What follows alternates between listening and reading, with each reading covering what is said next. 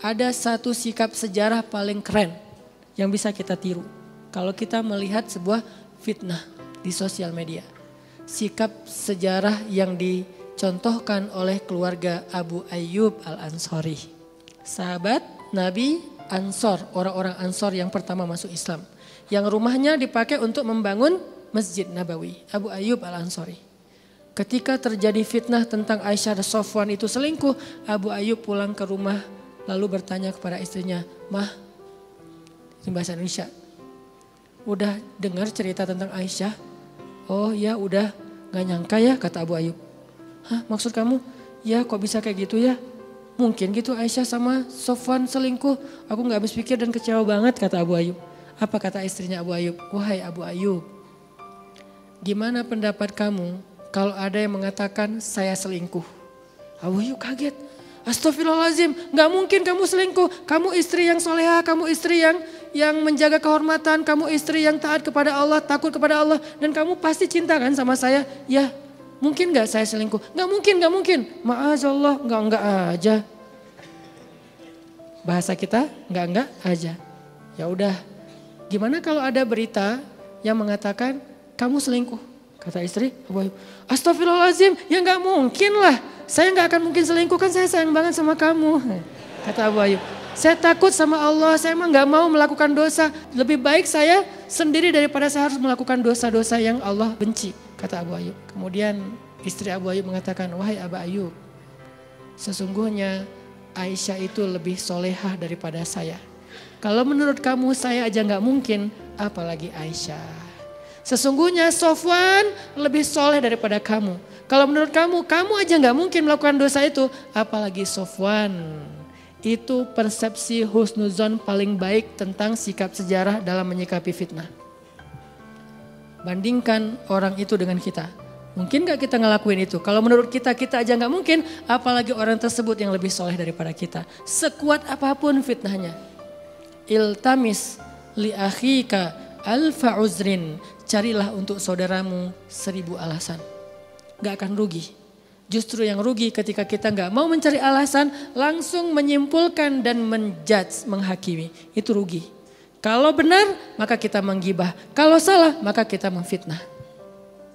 Tapi kalau kita cari 1000 alasan, kalau benar, maka kita termasuk orang-orang yang sudah mencoba menutupi aib. Kalau salah, maka kita termasuk di antara orang-orang yang selamat. Itu sikap sejarah yang dicontohkan oleh keluarga Abu Ayyub. Makanya belajar sejarah itu belajar sikap, belajar moral. Tetapi bagusnya sikap dan moral itu sudah ada hasilnya. Kalau kita bikin atau menentukan sikap kita sendiri tanpa ada runut sejarah, belum jelas hasilnya bakal gimana, baik atau buruk. Kita masih trial and error kan. Tapi kalau sejarah itu bukan trial and error, udah ada hasilnya. Mereka tuh udah mengalami masa coba, salah, ganti lagi, sampai hasilnya baik. Dan sikap yang sudah ada hasil baik itulah yang kita ambil. Sehingga kita tidak mengulangi kesalahan sejarah, tapi mengulangi kegemilangan sejarah. Baik secara pribadi maupun secara bangsa. Makanya anak muda harus akrab dengan sejarah. Baik sejarah bangsa kita maupun sejarah agama kita. Bacalah sejarah Nabi. Sampai apa Ustadz kita baca sejarah? Sampai kita mengenal tokoh itu seperti kita mengenal keluarga kita. Terutama Rasulullah SAW. Baca sirah Nabi sampai kita mengenal Nabi seperti kita mengenal keluarga kita. Kita tahu banget. Tahu bangetnya apa? Sampai kita tahu banget tentang perasaan Nabi. Nabi sukanya apa, Nabi gak sukanya apa. Nih kayaknya kalau ada Nabi pasti Nabi gak suka nih. Laukana bainanal habib. Seandainya Nabi ada di antara kita, kira-kira Nabi mau ngelihat kita enggak nih? Sampai kita bisa punya insting ke sana. Berarti sudah terbangun nalar yang bagus. Karena nalar itu bukan cuma kemampuan berpikir, kemampuan merasa. Itu nalar. Mengambil sikap sejarah. Dalam cerita Aisyah di fitnah selingkuh juga ada satu sikap yang keren juga nih. Selain sikap dari orang yang mendengar fitnah, ada sikap dari orang yang jadi korban fitnah, yaitu sikap Aisyah. Kalau kita sedang dibully, kita lagi difitnah, maka ambillah sikap sejarahnya Aisyah. Itu yang saya lakukan ketika saya difitnah atau dibully di sosmed, saya meniru sikap sejarahnya Aisyah. Apa? Diam. Sikap sejarahnya Aisyah, diam. Klarifikasi sekali, udah gitu diam. Gak usah diladeni, gak usah di-replay komennya. Itu tuh sikap sejarah, bukan mengada-ngada, bukan improvisasi saya, enggak. Saya meniru Sayyidah Aisyah karena saya ngefans, ngidolain Sayyidah Aisyah. Makanya saya ngasih nama anak pertama saya Aisyah. Saya ngidolain Maryam, ngasih nama anak kedua saya Maryam. Saya ngidolain Yahya, ngasih nama anak saya Yahya. Yang jelas saya baca sejarah kemudian sampai sejarah itu menjadi spirit buat saya.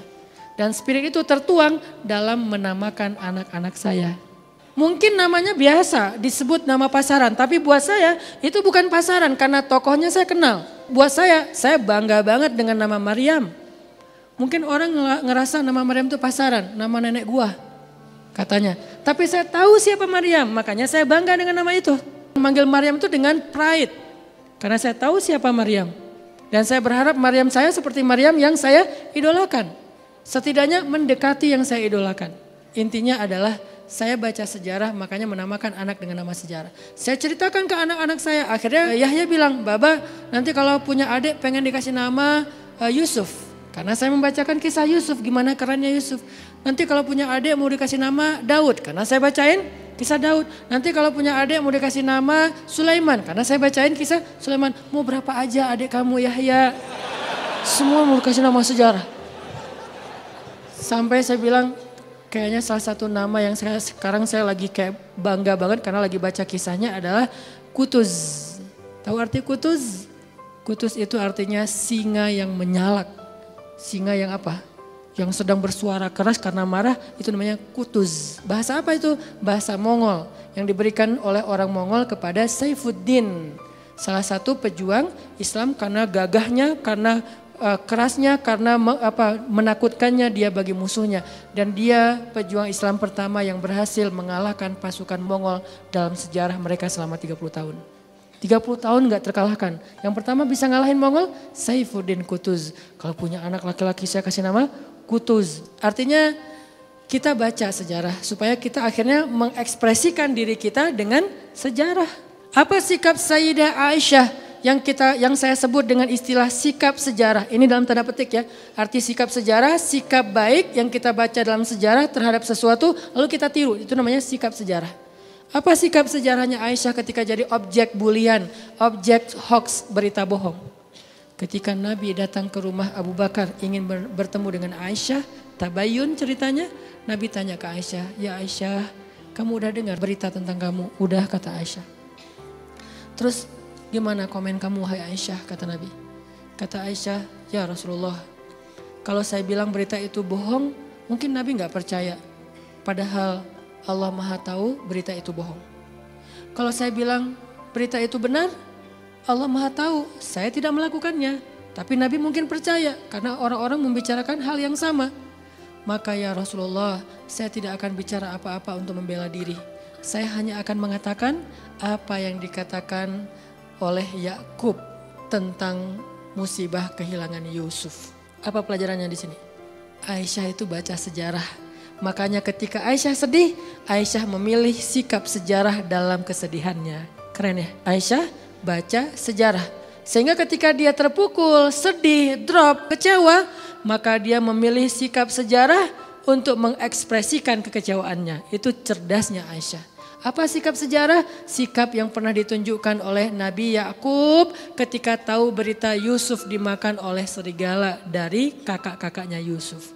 Apa sikap Yakub? Nabi Yakub mengatakan, ilallahi ashku bathi wa huzni wallahul musta'an ala ma tasifun fasabrun jamil.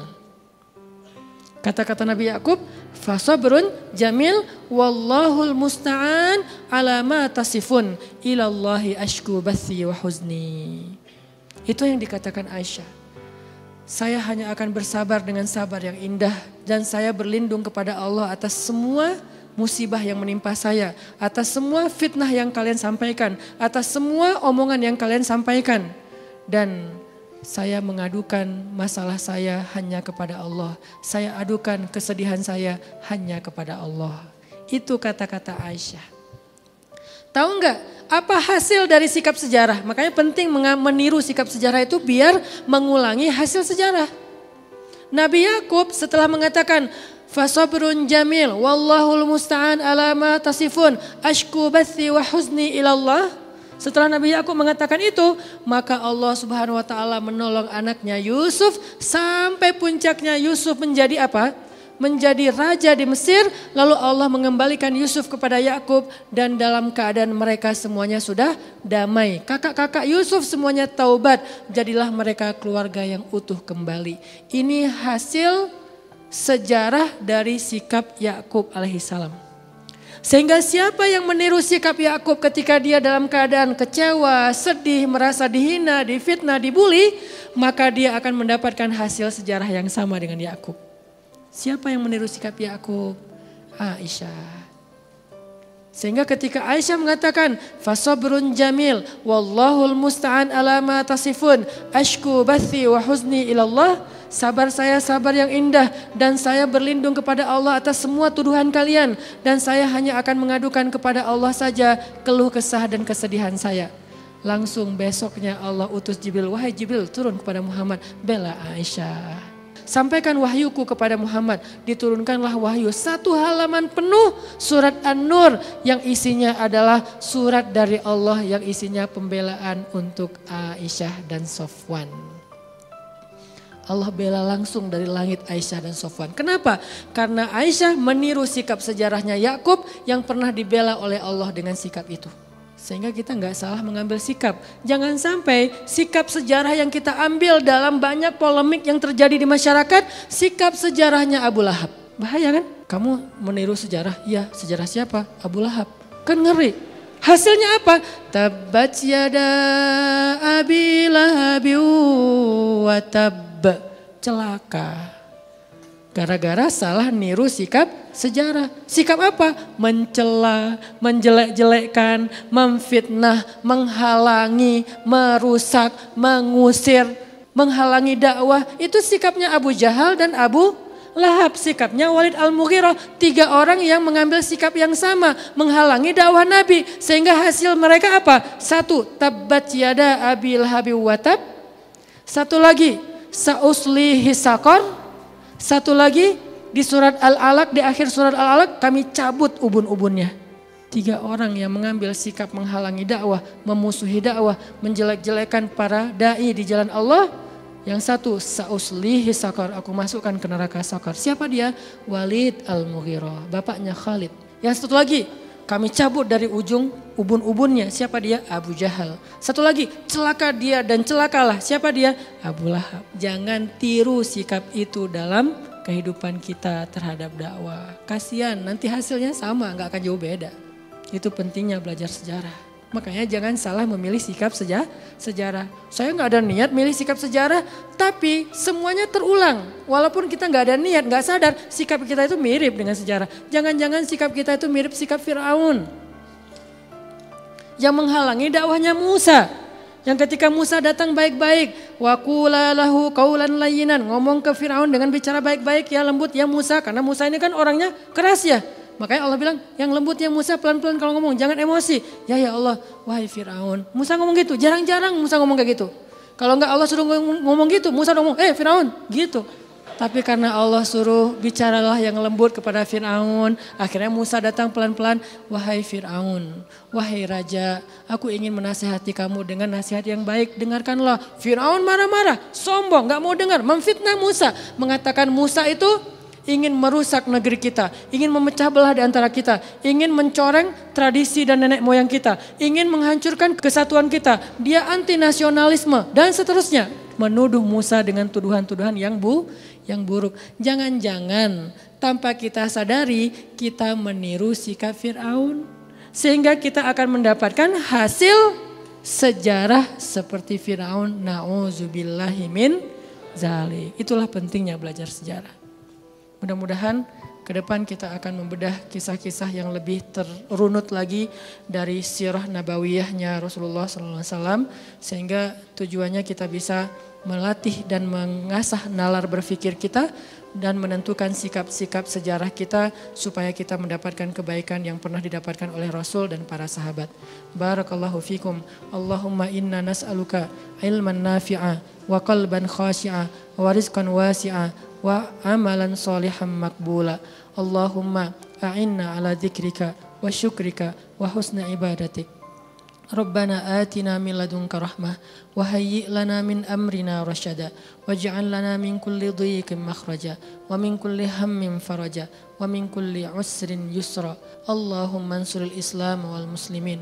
اللهم انصر المسلمين في فلسطين. اللهم انصر المسلمين في سوريا. اللهم انصر المسلمين في العراق. اللهم انصر المسلمين في يمن. اللهم انصر المسلمين في كشمير. اللهم انصر المسلمين في تركستان. اللهم انصر المسلمين المستضعفين المظلومين في روهينيا. اللهم أعز الإسلام والمسلمين. اللهم انتقم من أعدائك أعداء الدين كما انتقموا منا فإنهم لا يعجزونك. أنت القهار، أنت الجبار، أنت العزيز. اللهم أنت على كل شيء قدير.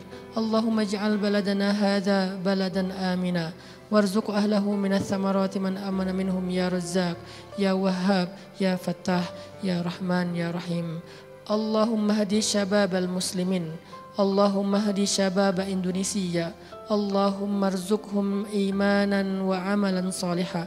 اللهم ألف بين قلوبهم كما ألفت بين قلوب المهاجرين والأنصار. ربنا آتنا في الدنيا حسنة وفي الآخرة حسنة وقنا عذاب النار.